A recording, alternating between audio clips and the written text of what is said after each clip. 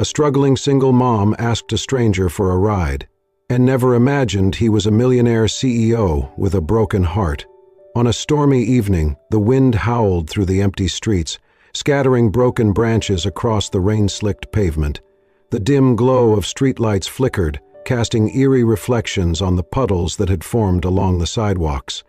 Inside a sleek black car, Daniel sat in the back seat, his gaze fixed on the window as raindrops raced down the glass. The day's meetings had been grueling, filled with tense negotiations and critical decisions to salvage his company.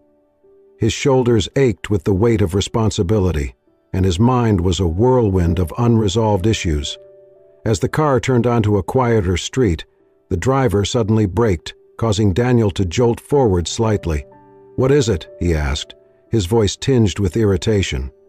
The driver pointed ahead. "There's someone in the road." Daniel leaned forward, peering through the windshield. A woman stood in the middle of the street, drenched from head to toe, clutching a small child to her chest. She looked desperate, her eyes wide with fear and determination, as she tried to shield her child from the relentless downpour. The driver rolled down his window slightly.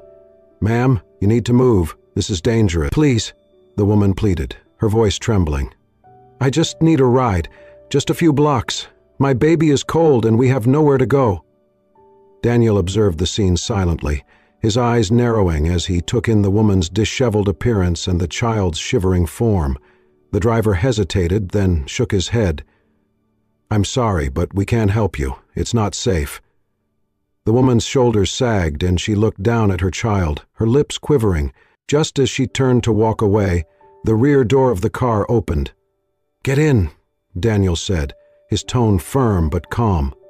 The woman looked up, startled. "What?" "I said, get in," he repeated, gesturing to the seat beside him. She hesitated for a moment, then quickly climbed into the car, holding her child tightly. The driver glanced at Daniel in the rearview mirror, eyebrows raised, but said nothing as he resumed driving. Inside the car, the woman sat tensely, her clothes soaked and clinging to her skin. The child nestled against her, eyes closed, seeking warmth and comfort. "Thank you," she whispered, her voice barely audible. Daniel nodded slightly, his gaze returning to the window. "Where are you headed?" "Just anywhere safe," she replied. "I don't have a place right now." He glanced at her, noting the bruises on her arms and the fear in her eyes. "What's your name?" "Emily," she said, "and this is my son, Noah." Daniel extended his hand. "Daniel." She shook his hand tentatively, her grip weak but sincere. The car continued through the rain-soaked streets, the silence between them filled only by the sound of the storm outside. Daniel studied Emily out of the corner of his eye, noting the exhaustion etched into her features and the protective way she held her child. After a few minutes, he spoke again. "Do you have any family nearby?" She shook her head. "No, it's just us." He considered this, then made a decision. "You're coming with me." Emily looked at him, confusion and apprehension in her eyes. "What do you mean?" "I have a guest house on my property. It's safe and it's dry. You can stay there until you figure things out."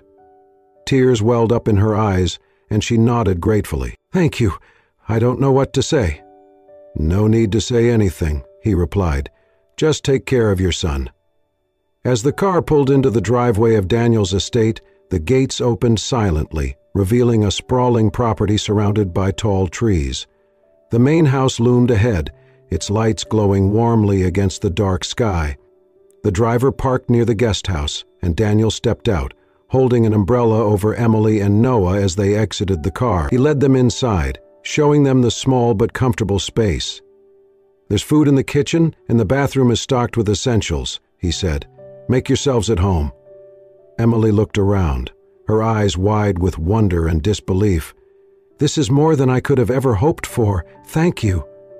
Daniel offered a small smile. "Get some rest. We'll talk more in the morning." As he turned to leave, Noah reached out and touched Daniel's hand. "Thank you, mister." Daniel looked down at the boy, a flicker of emotion crossing his face. "You're welcome, Noah." He stepped out into the rain, the door closing softly behind him. Inside, Emily held her son close, tears streaming down her face as she whispered, "Maybe things are finally looking up." Outside, Daniel stood for a moment, the rain soaking his clothes as he stared into the darkness. Something about Emily and Noah had stirred something deep within him, something he hadn't felt in a long time. He took a deep breath, then walked back to the main house, his mind racing with thoughts of the unexpected encounter that had just changed the course of his life. The storm passed some time before dawn, leaving a silver mist hovering over the estate grounds. The guest house windows glowed faintly in the early light, and inside warmth finally returned to Emily's trembling limbs. She had barely slept, her body curled protectively around Noah as he dozed beside her on the small sofa. Despite the fatigue, something in her spirit had eased. For the first time in weeks, maybe months, she was not afraid of what the next hour might bring. Later that morning, Daniel returned to check on them. He stood in the doorway of the guest house for a long moment, observing the modest scene, Emily now dressed in a borrowed sweater from the housekeeper, gently spoon-feeding Noah some cereal, while humming a lullaby so quietly it was almost inaudible. There was a stillness to her movements, a grace not of wealth, but of endurance. "Would you consider staying here for a while?" Daniel asked after a pause. Emily turned, startled. I don't want to impose. You need stability, a safe place, and the house needs someone to help around. Cleaning, cooking, managing some day-to-day things. I can offer you that." She looked at him uncertainly, torn between pride and desperation. "You'd trust a stranger in your home?" "I've let one into my car," he said dryly. "The rest is a small leap." She smiled faintly. "Then yes. Thank you. I'll work hard. I promise." And she did. Over the next several weeks, Emily settled into a rhythm. She woke early, helped the housekeeper with breakfast preparations, organized rooms, washed linens, and swept floors.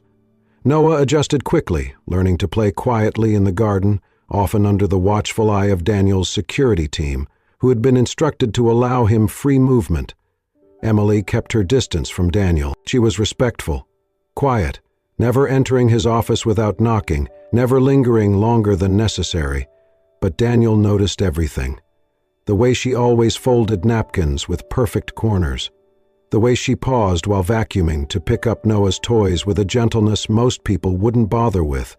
The way she spoke to the houseplants as she watered them, as if they, too, needed reassurance. He found himself watching her more than he meant to.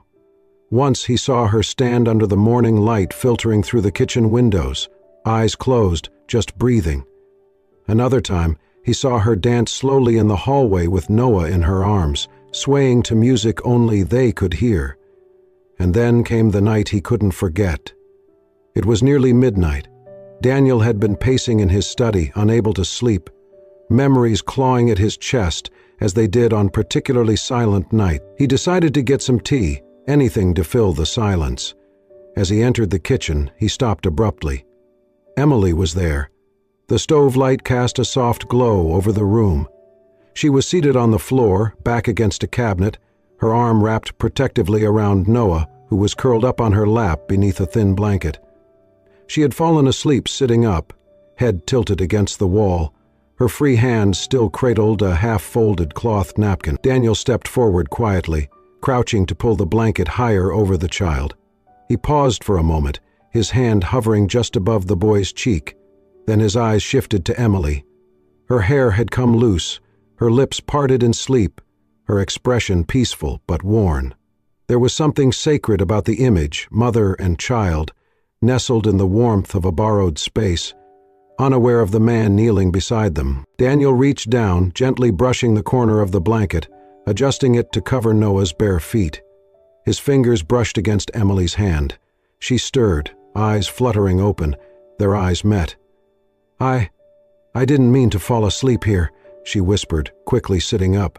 "He had a bad dream and I just—" "It's all right," Daniel said softly. He straightened up. "The kitchen's warm, it makes sense." Emily smiled faintly, brushing hair from her face. "I'll take him back." Daniel hesitated. "You can leave him here for now. Just make sure you rest too." As he turned to leave, he paused at the doorway and looked back. Her eyes were still on him, and in that quiet, flickering space between them, something shifted, not spoken, not named, but deeply understood.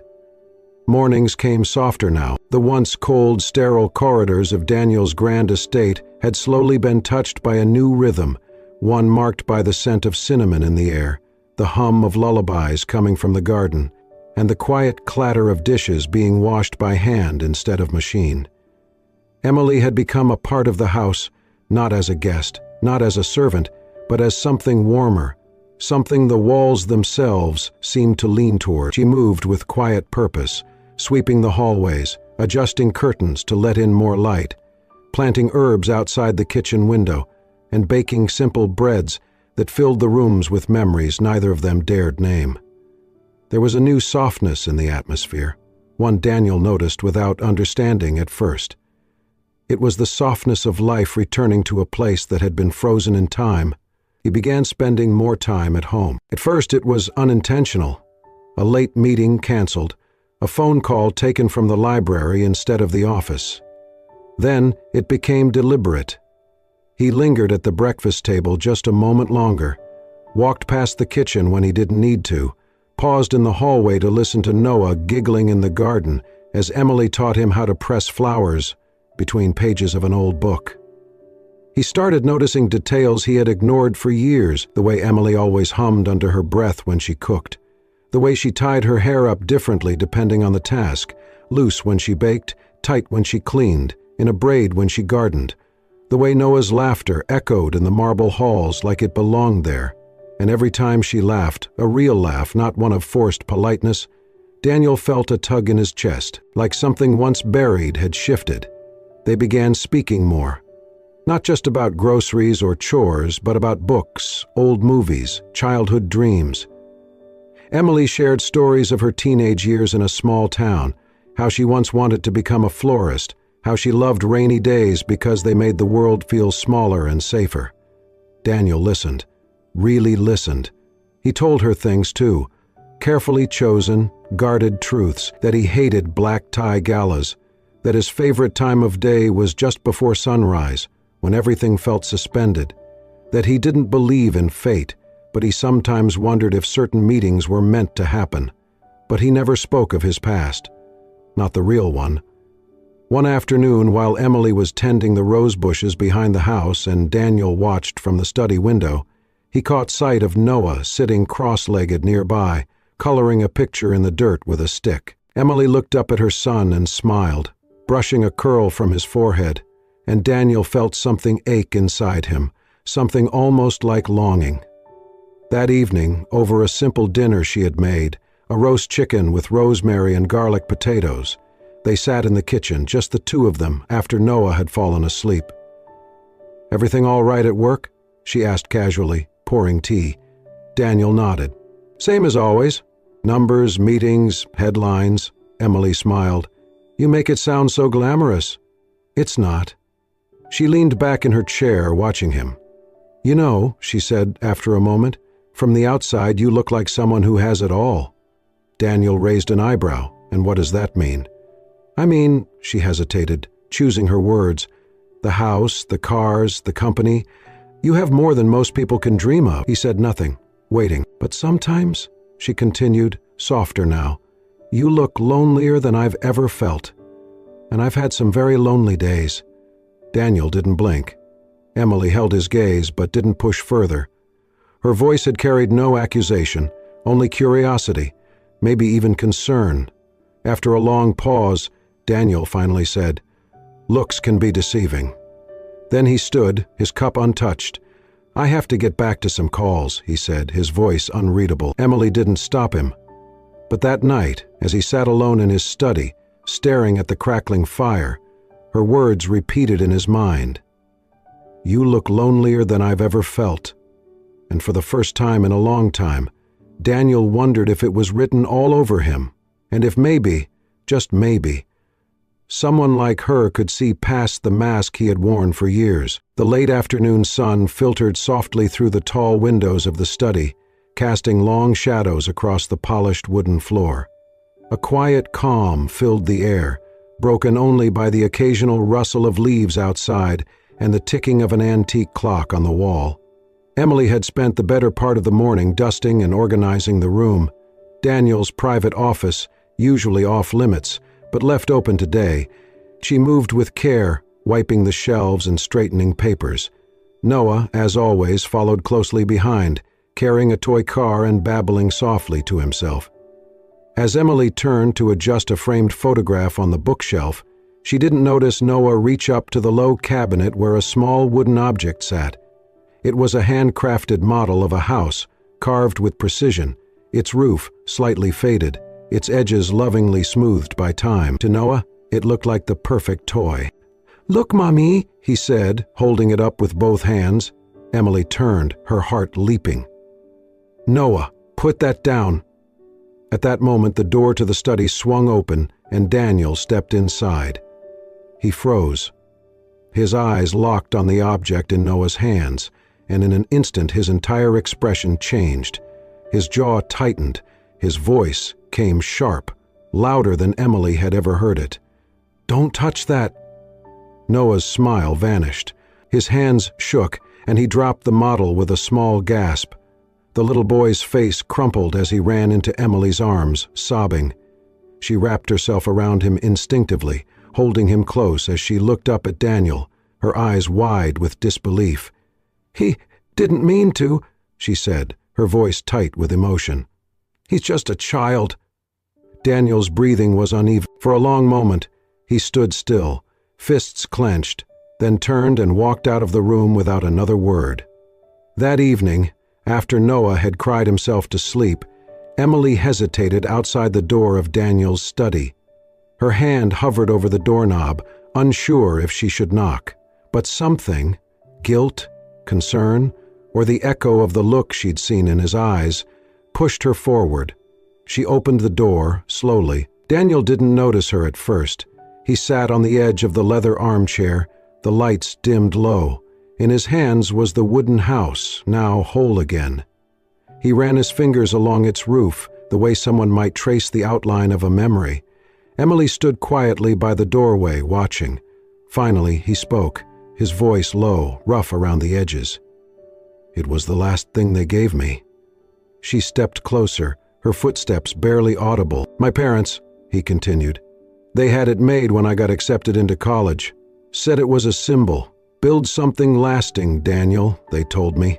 His lips pressed into a thin line. "They died 2 weeks later. Car crash. Drunk driver." Emily's breath caught in her throat. "I was supposed to have dinner with them that night," he said, voice quieter now. "But I canceled. I had a meeting. I thought there would be time." He looked down at the model, eyes glistening. There wasn't. Emily didn't say anything. Instead, she sat on the floor next to his chair, folding her legs underneath her. The silence between them wasn't heavy, it was honest, unmasked. "I'm sorry," she whispered. Daniel gave a small nod, the kind that acknowledged pain too deep for words. "I wasn't angry at him," he said after a moment. "Not really. I was scared that something so fragile could be broken again. And maybe that makes me weak, or just not ready." Emily reached out and rested her hand on his. "It makes you human," she said gently. He turned to look at her, and for the first time since she'd met him, she saw a man no longer held together by pride or distance, but by memory and fear and a deep, aching need to hold on to something real. And in that moment, neither of them said anything more. They just sat together in the stillness, two people who had lost, who were slowly, silently learning what it meant to begin again. The days that followed that quiet night in the study moved with a kind of fragile grace. There were no confessions, no sweeping declarations, but the air between Daniel and Emily had changed. Their glances lingered a little longer, their silences held more meaning. Even Noah seemed to notice. He would grab Daniel's hand when they walked in the garden, or curl up on the couch between them during movie nights, like they'd been doing it for years.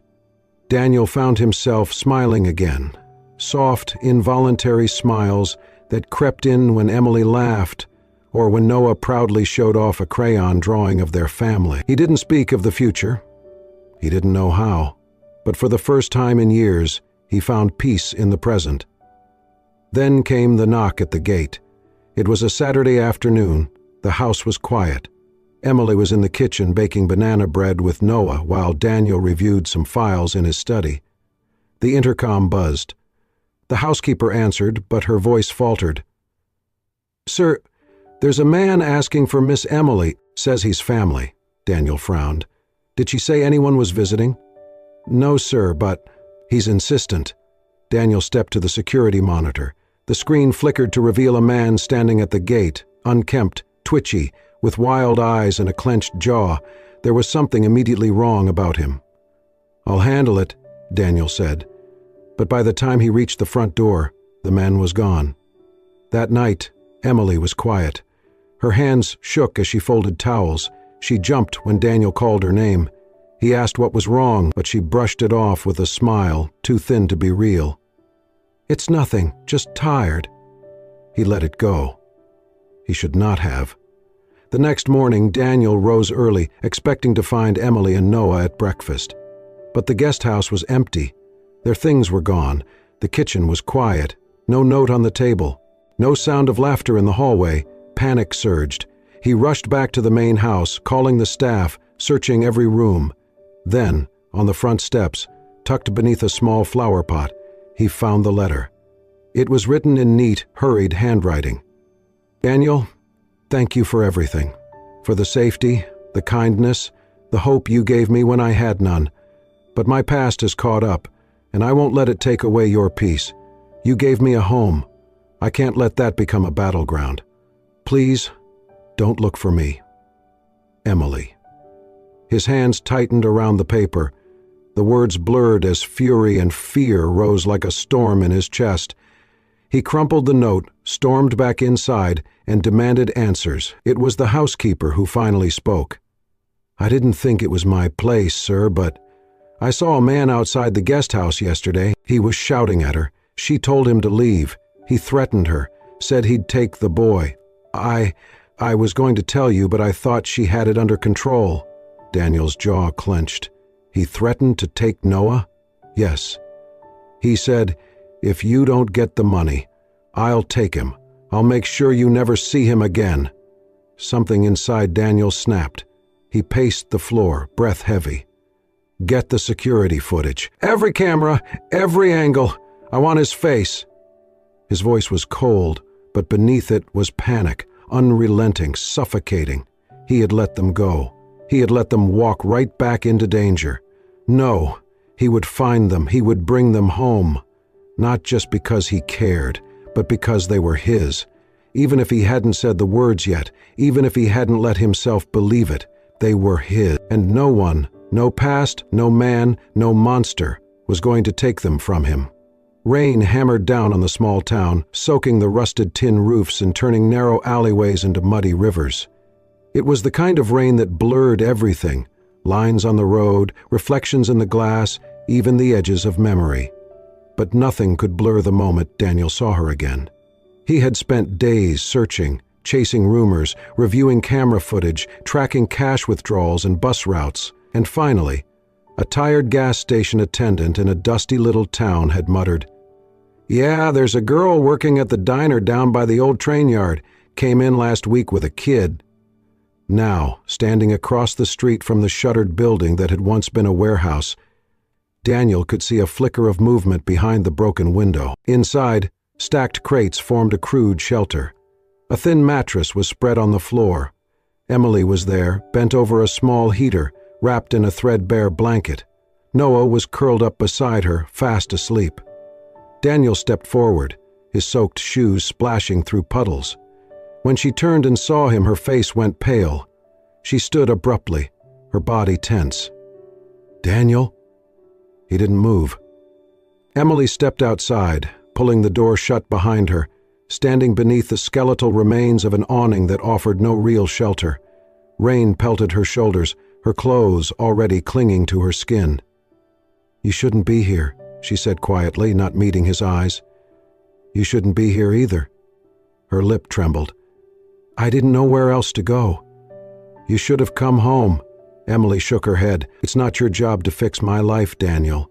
You gave us peace. I couldn't let my past destroy that. He stepped closer, the rain cascading from his hair, dripping from his chin.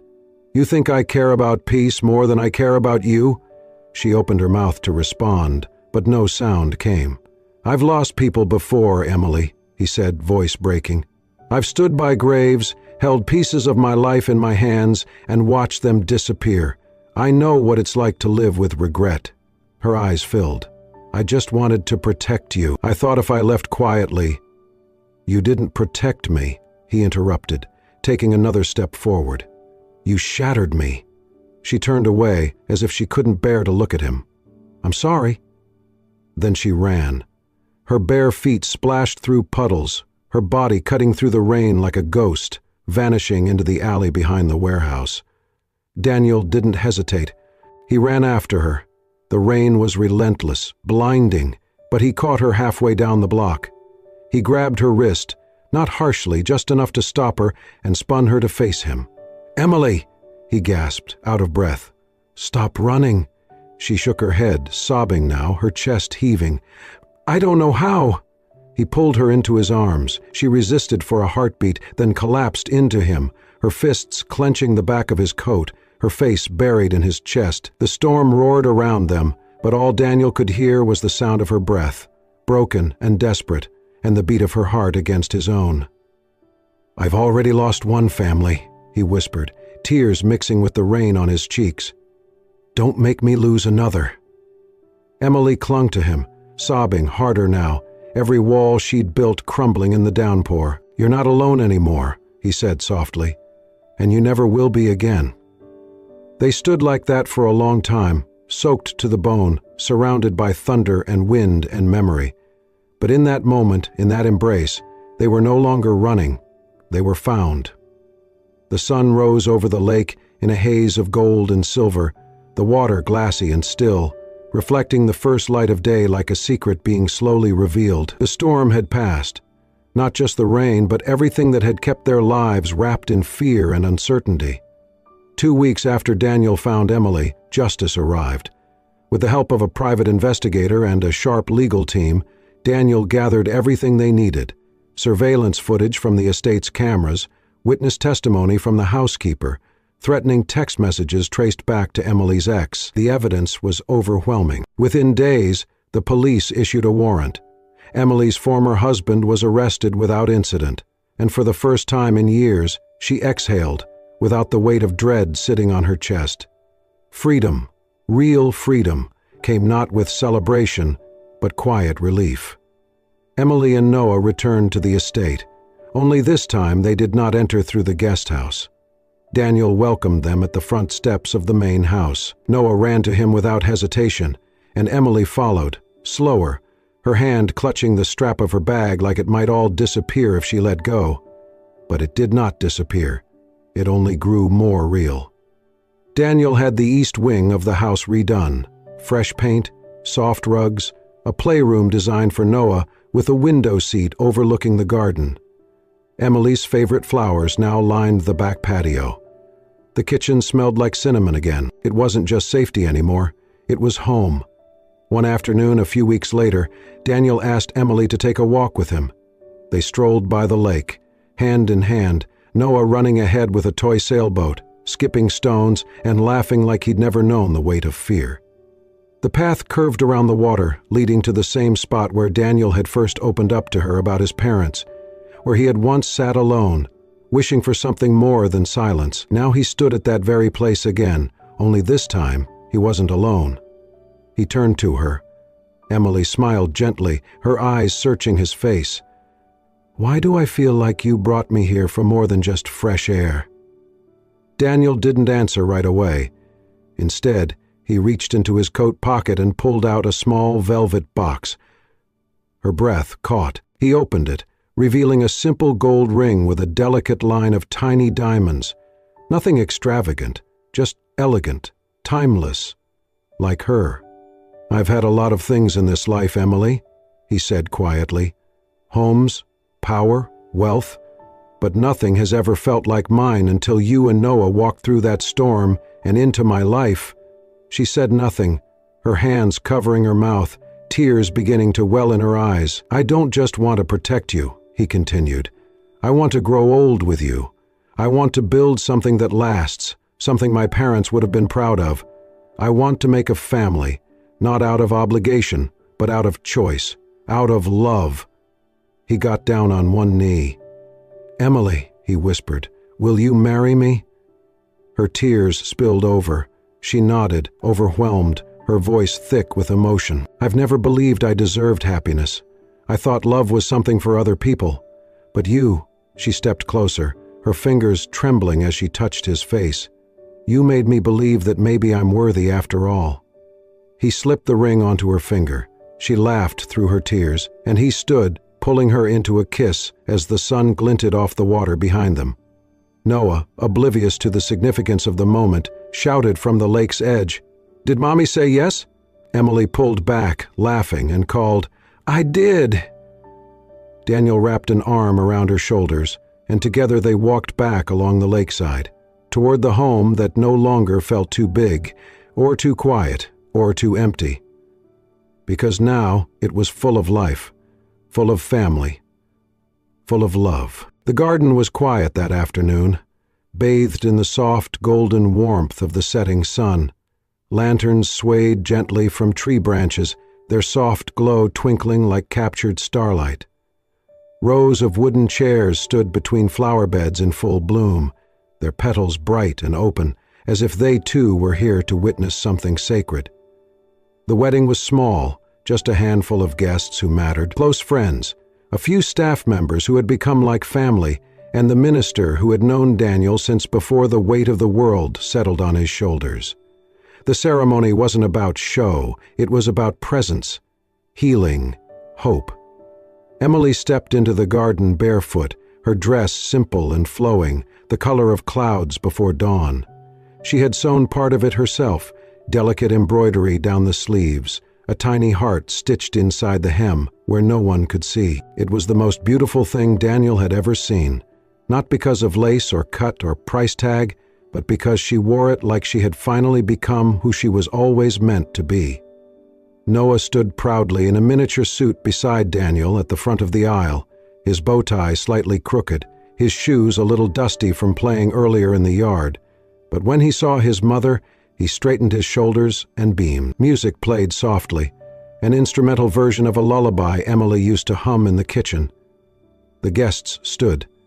She walked slowly, steadily toward the two people who had become her entire world. Daniel reached for her hand when she arrived, his eyes full of everything he had never been able to say aloud. She smiled back, tears already slipping down her cheeks, and whispered, "Hi." "Hi," he replied, barely holding himself together. The vows were not traditional. They were written from nights spent awake, talking on the porch, sharing pieces of broken pasts, dreaming of unbroken futures. "I promise to be the safe place you never had," Daniel said, voice trembling, "to stand beside you when storms come, to celebrate every ordinary morning, to love you not because I must, but because I cannot help it." Emily took a breath, her voice clear. "I promise to never run again, to face things with you, not alone, to believe even when it's hard. You gave me back my voice, my dignity, my joy." Then came Noah's part. He stood on a little stool, clutching a card he had written himself, and read with practiced pride, "Mom used to cry in the dark, but now she laughs in the sunshine. Mr. Daniel makes her happy, and she makes him banana bread. So that's love, I think. I'm glad we're a team now." The guests chuckled through their tears. Daniel wiped at his eyes. Emily pulled Noah in for a kiss on the forehead. When they were pronounced husband and wife, there was no dramatic cheering, just soft claps, watery smiles, and the feeling that something deeply right had just unfolded before them. That evening, as the sun began its slow descent behind the tree line, the family of three sat together at a long wooden table under the open sky. Plates of roasted vegetables, fresh bread, and laughter passed between them. Candles flickered, flowers breathed in the night air. Noah rested his head on Emily's shoulder, sleep tugging at his eyelids.